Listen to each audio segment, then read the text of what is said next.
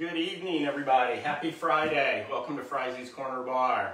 We've got an interesting evening tonight. We're actually going to mix it up a little bit. I'm going to finish up some crab cakes that I got a recipe from Mark Flores from Marshfield, master electrician, great guy. Sent this to me a couple of weeks ago, and we were trying to look at when to make the crab cakes with what we thought would be a complimentary cocktail. So what I'm going to do is I'm going to get right into finishing these up. The recipe will be posted on Fry's.com, Frys'sCornerBar.com, as well as our website or our Facebook page, Fry's Corner Bar. So I made these on Thursday, and I let them rest in the oven. So I'm going to throw these in the oven right now. So that way you will see them when they're finished. And I'm going to show you how I prepared them to put into the oven. So the first thing is you take your pan, and I like to wear gloves so I don't have to wash my hands constantly. And you really I put a lot of butter on this because I want to have a nice crunchy crust on these. I'll tell you, these were really simple to make. This is with fresh lump crab meat. I made one modification to the recipe that Mark gave me, and instead of using just regular saltines, I used stone ground whole grain with sea salt. I just thought that might be an interesting change up, but other than that, I followed the recipe exactly. And I did not make as many. I modified the recipe down just a little bit because it's just Shannon and I. I think the recipe that Mark gave me called for either making 6 or 8, and I'm using also just a little smaller piece. So what I did is I made this mix up, put it in the refrigerator. Supposed to go 45 minutes to 24 hours. I did the full 24 hours because I had a pretty busy day. Just lightly put these down onto your well-buttered pan.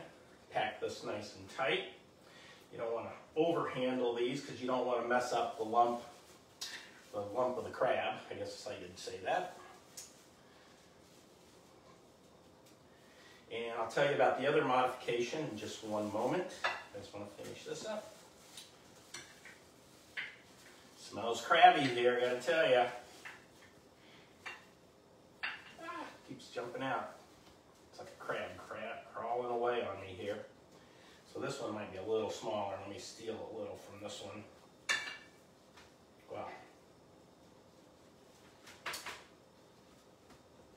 So these are really simple. The recipe is probably 15 minutes. And it's whatever the market price is on the crab meat, so I didn't really give a price on this, I believe. And then the last thing you do is you take a little pat of butter and just put that on the top.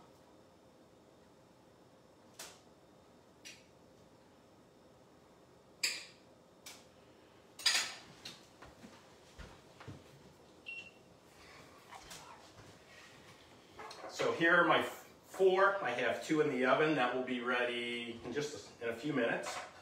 And the other modification that I made, well, it wasn't really a modification.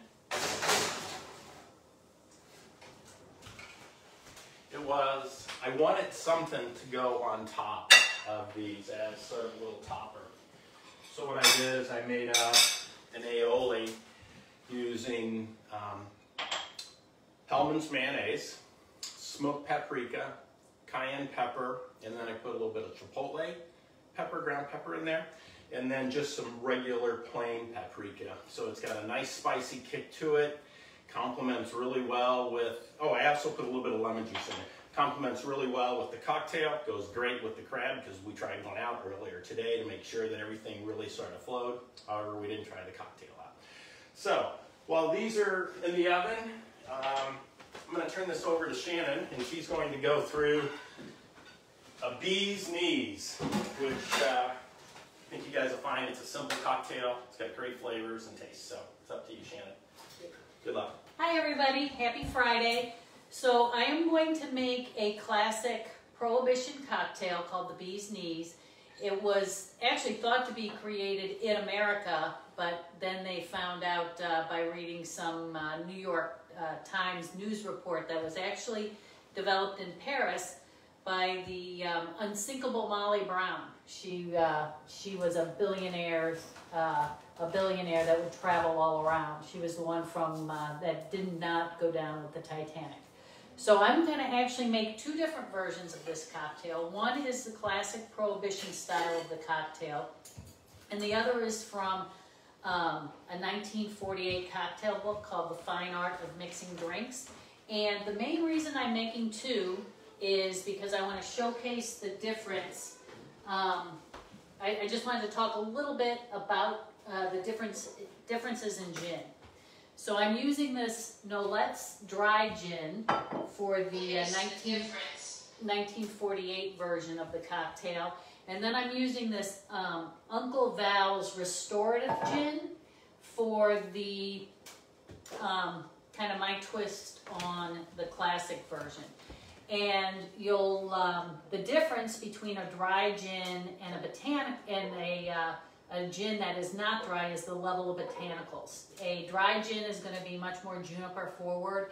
It's the classic London dry recipe, whereas Nolet's is actually made in Holland, which is where Genevieve originated, and Genevieve is actually the original version of gin.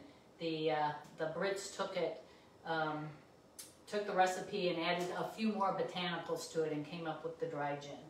So I'm going to make these both at the same time. Both cocktails take 2 ounces. Oh, before I start this, I want to mention something else. So first I have my 2 cocktail glasses chilling.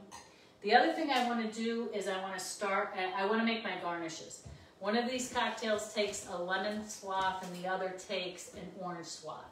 And I think as I mentioned in the last video, Mike and I are now trained and certified bartenders in the state of Massachusetts. And one of the things that I learned in the school was about the garnishes, and I need to improve my garnishing technique.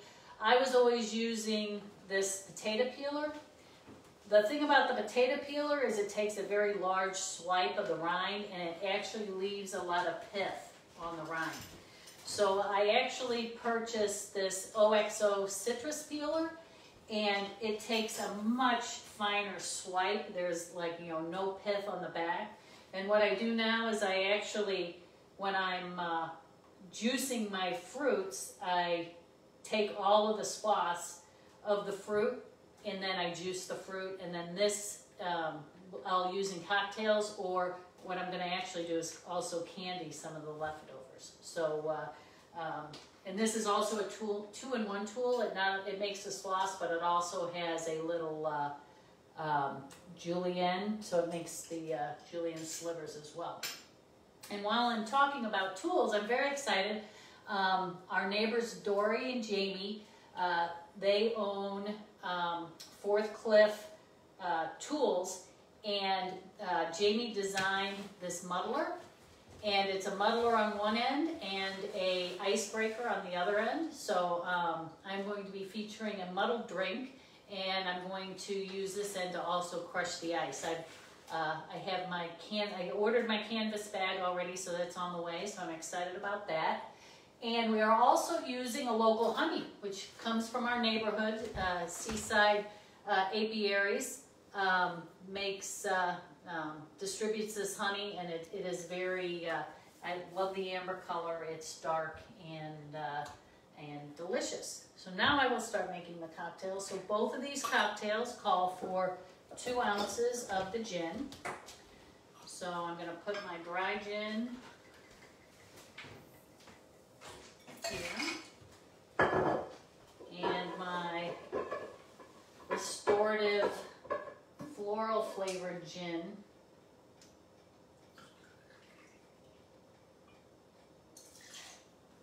There. And I actually poured the dry gin first into the shaker, that way I won't get the botanicals in the dry gin. Now next I'm going to measure out the honey. Now honey syrup is basically honey and water, and there's you can range anywhere from 2 parts to 3 parts honey per water. A lot of that depends on your honey, because different honey has different consistencies and thicknesses. So you definitely want it to look syrupy, a little on the syrupy side, not on the watery side. So, and both of these cocktails take 3/4 ounces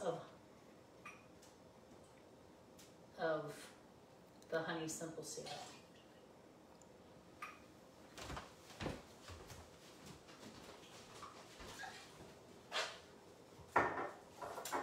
Next, I'm going to add the lemon juice, which again, both recipes take 3/4 ounce of the lemon juice. And as always, all the juice is fresh squeezed and strained, so there's no pulp in it. Now the difference between these two cocktails is the cocktail with the dry gin, I'm going to add just 1/4 ounce of orange juice.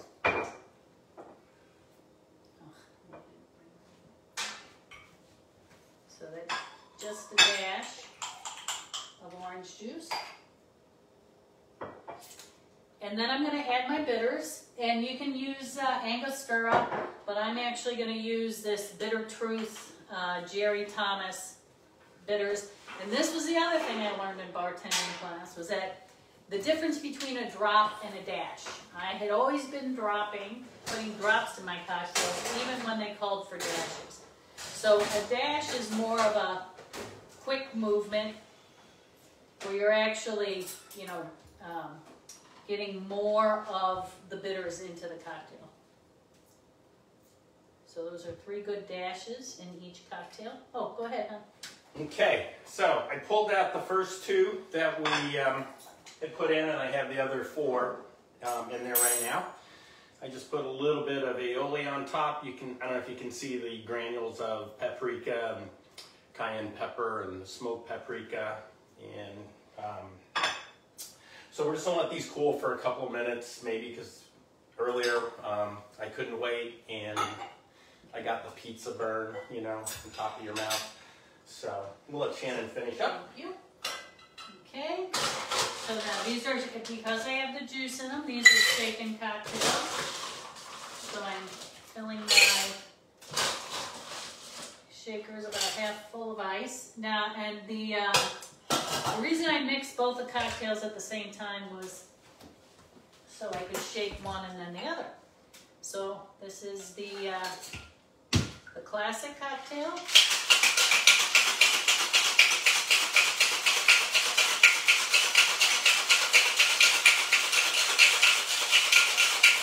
Again, you want to shake until you can't hold on to the shaker anymore.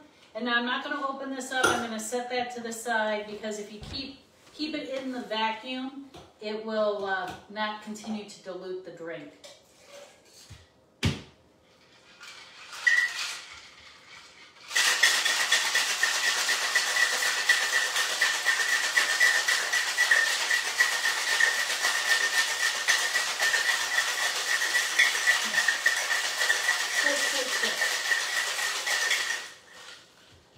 Okay, and as I said, I had my glasses chilling. So I'm going to dump that. And these are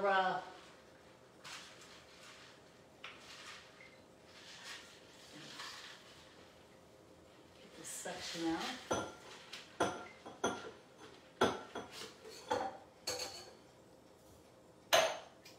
So these are double strained.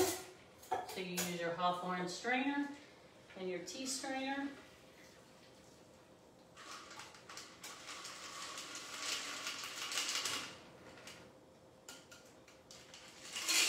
Gonna rinse that out.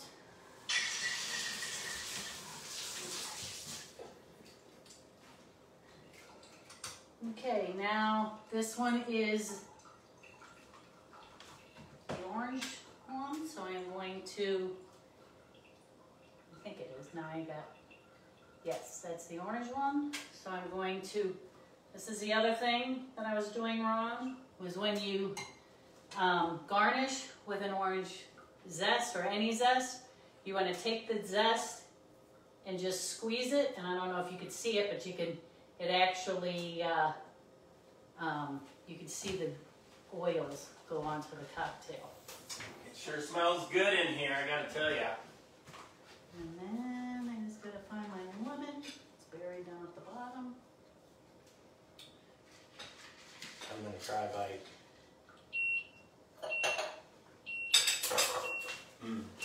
That is good. I'm going to give these about.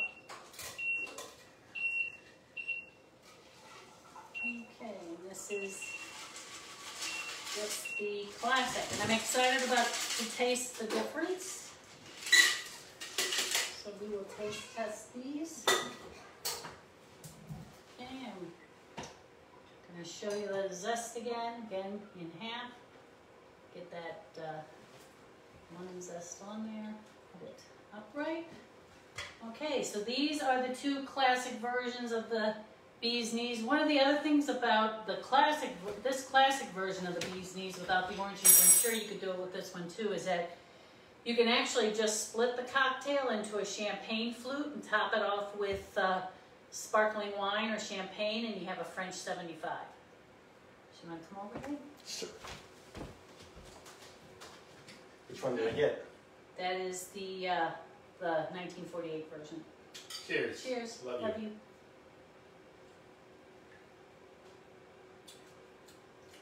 you. That is, That so is good. really good. That's really, really good. You try that one. I'm going to try this one. I definitely like the 1948 version better. Me too. That orange, the orange juice just really elevates the flavors. It's very nice. It is. And then I'm going to try the Here, slide that over. crab cake.